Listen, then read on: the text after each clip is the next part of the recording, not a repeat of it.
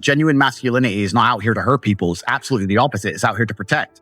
And when bad things happen, they call traditionally masculine men. If you need a firefighter, you need a masculine man. When you call the police because of the problem you had, you want masculine men. And as soon as a woman or a man is in trouble, when you look for backup, you look for masculine men. And masculine men have a duty to provide and protect those they care about. We have a duty to do things we don't feel like doing because we know we're supposed to do them. And that's why we stayed in the Titanic and died. A traditionally masculine man does things he doesn't feel like doing because it is his duty to do them. He charges into the burning building because it is his duty, not because he feels like it, because it is his duty. We're now teaching the new generation of men that they don't have duty. You need to be teaching young men to understand that the world is very, very difficult. It's hard to be a man. You're going to feel bad sometimes. You just suck it up and perform anyway. Not to sit there and cry your eyes out or blame other people. Men, you need to understand that you are the backbone of the slave force. You always have been. You're the men who are going to die in a war. You're the men who are going to build the roads, dig the trenches. Nobody gives how you feel about it. You're the backbone of the slave force, and they don't give a shit about you doing anything other than using your time and using your energy and using your life force to advance their civilizations. But the second you have a point of view, you're not allowed to stand up and say it. No, shut up, go dig the trench again, then go home to your sister's wife and your kids who don't care about you. The society looks at men and just thinks of us as workhorses. That's what we are. We always have been, and we still are to this day. And the workhorse isn't allowed to talk. I say that life as a man is exceptionally difficult. I say the most beautiful and the most terrifying thing about being a man is you're born without value. Society doesn't care about you. You're only going to be cared about based on how useful you are. You have the chance to build yourself up and become a superhero if you're prepared to do the hard work and be indefatigable enough to never quit. But if you're going to stand around and wait for a handout, nobody's going to ever respect you. And I think that a lot of people have forgotten about how difficult and how competitive it is as a man. We're always in constant competition with each other. And it's your duty as a man to stand up and say, I want to be as important and strong and good-hearted and God-fearing as possible. And I need to work hard to achieve those things. You have two choices as a man. You either realize the truth about reality and understand how the matrix is suppressing you and affecting your mind. You either wake up and you are now in battle against the matrix itself, or you accept the programming. When you accept the programming, the battle doesn't end because you're in a battle against your own mind. If you believe the shit they want you to believe, you're unhappy, you're depressed, you're miserable. So you're either fighting against yourself inside of your own mind, living in some semi-depressed state, sitting on the internet and talking complete bullshit in these liberal hate mobs, or you understand the truth about what's happening and you're in the war against the matrix. You can't escape this fight. Everybody watching this is in this fight. I'm in this fight. You're in this fight. We're all in this fight. Yeah. The war is here. When the battle turns up at your front door, you can't just cower. Someone has to fight. So yeah, maybe I'm at the front, but I'm also in a unique position to handle that. One, because of the stress. Second, because of the finances. Third, because I'm hard to hurt. So I feel like it's my duty to God. You're going to have to fight. To all the men watching this, you are going to fight somebody at some point, either the matrix or your fucking self. Choose. I refuse to turn on myself. I'm not going to be the guy who turns on myself and makes an enemy out of my own fucking mind. No, sir. Me and every single thing inside of me is on the same team.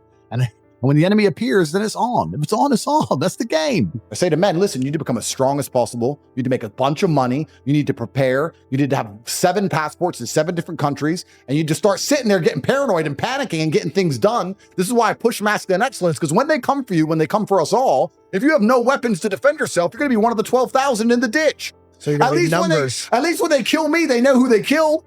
You have to aim for something.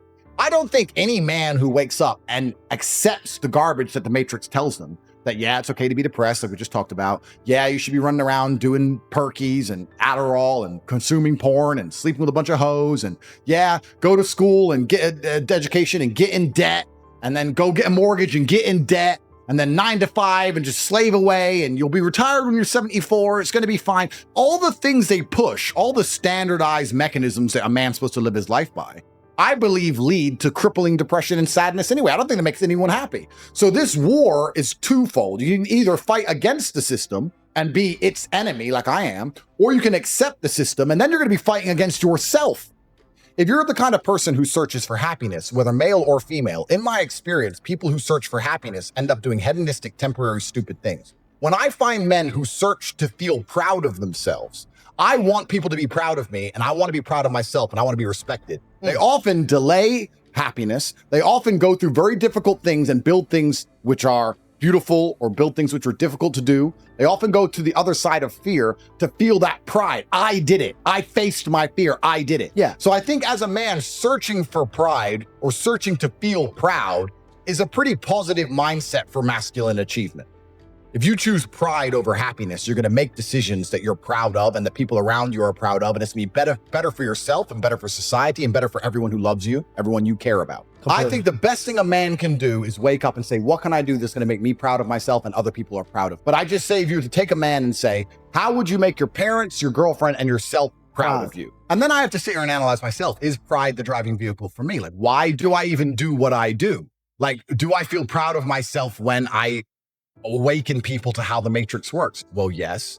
But is that because I believe I'm helping them, or do I just feel happy in and of myself? Why do I own all the things I own? Why do I want all the things I want? And it's very interesting. You asked a question earlier before we got down this point when you said, has money made me happier or made me more anxious? And the answer to that is both. I think that you're supposed to be stressed. I actually love feeling stressed. I've had 87 professional fights. For about 3 of those fights, for some reason, I wasn't nervous, and it really bothered me. So why am I not nervous? I like feeling nervous. I like being stressed. I fight better. I react quicker. Have you ever been jumped? Like, you get scared if someone jumps out at you? That's when you're the fastest you've ever been. Yep. So I think stress is a fantastic motivator. It's a beautiful thing. But I was saying to this girl, I don't get any of that happiness you get from life. If I have to suffer so 50 people can live content, I believe that a man should do that. For the longest period of human time, for a man to be respected, for him to even be admired by society on any level, to some degree, he had to be a warrior. That's what men did. We fought. Right. That's what men did. We fought. So if you're out here as a man and you have no battle in your life, no conquest in your life, no form of war in your life, then what you do? Every single man watching this knows that women want fighters. Every single man watching this would love to be able to say he's a fighter, but 99% of the men watching this will not go fight because they are afraid. They're all coward. Beauty lies on top of the mountain, my friends. You have to climb it. You have to get all the way up there to see the peak and its amazing view. Let me tell you something. I'm happy because all I've done is suffer. That's all I've ever done is suffer. This is how I got here. Suffer. My life's been nothing but suffering and trauma. That's how I got here. That's why my worldview is so brilliant. That's how I can wake up, and as long as no one has a gun to my head, I am happy because I have suffered. If you construct a mindset that allows you to be as competent as possible, as opposed to feel any different or feel better, then you're going to naturally come to the conclusions I've come to. You're as competent as possible if you believe you can affect absolutely everything about your life.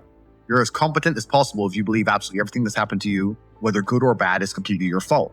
You're as competent as possible if you believe the bad things that happen to you are going to allow you to work harder and become even better. When bad things happen to me, the first thing out of my mouth is good. I think that a lot of people don't understand that it's all of the challenges and struggles that's going to make them, it's either going to make or break them. I don't read studies very often, but I was sent a study about stress from somebody. It's probably the best study I ever read. And it's talked about the placebo effect of stress.